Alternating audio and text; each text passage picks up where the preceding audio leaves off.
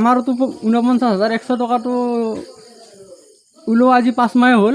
5 মাহ হ'লে এখেতে আজি 9,000 কালি 10,000 এনেকৈ দি মোটামুটি আৰু 9,100 টকা দিবা আছে। আজি সুধিব আহিছোঁ আমি, পৰহি মায়ে আৰু আমাৰ খুৰাৰ ল'ৰাটো আহিছে, আহোঁতে কৈছে ঘৰত মানুহে নাই, কোনোৱে নাই। তাৰপিছত সদায় মাতে, নাই, লিংক নাই বুলি কয়, বেংকৰ কিবা প্ৰব্লেম বুলি কয়। CSP গৰেশ্বৰ গাঁৱলীয়া বেংক, অসম গ্ৰামীণ বিকাশ বেংকৰ। আৰু আমাৰ গাঁৱৰ আছে বহুতৰে এনেকুৱা কৰিছে। আৰু গৌতম নাথ মৰিয়ে গ'ল, তেখেতৰো 25,000 টকা পায়। সৰু এটা ল'ৰা আছে, তেওঁ আহে, নাই বুলি কয়, লিংক নাই, কিবা নাই, এনেকৈ ঠগাই থাকে।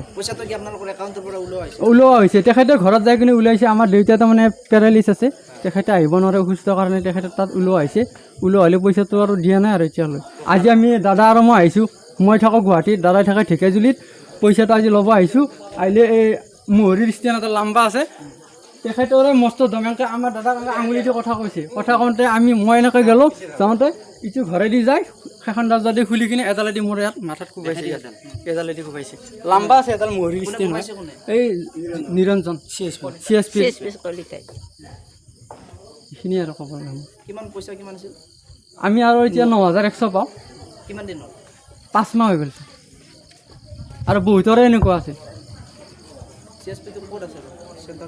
চেণ্টাৰটো হ'ল গুৰেশ্বৰ। ইয়াত আগত আছিল গুণমুৰ, তাত আছিল, তাৰ পৰা কিবা জেং লাগি পেলাই তাৰ পৰা আহিছে, এতিয়া এই ইয়াতে খুলিছে।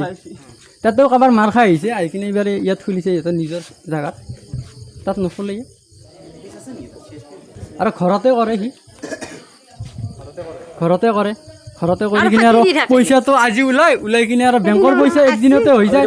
আজি ওলাই এসপ্তাহৰ মূৰত দিম, আৰু এতিয়া পইচাটো নেদাও বুলিয়ে কৈছে। কি কৰিবি এতিয়া কি কৰে, কি কৰিব কৈছে আমাক, কি কৰিবি বুলি কৈছে। পুলিচত তাত দিবি যা, পইচা নেদাওঁ।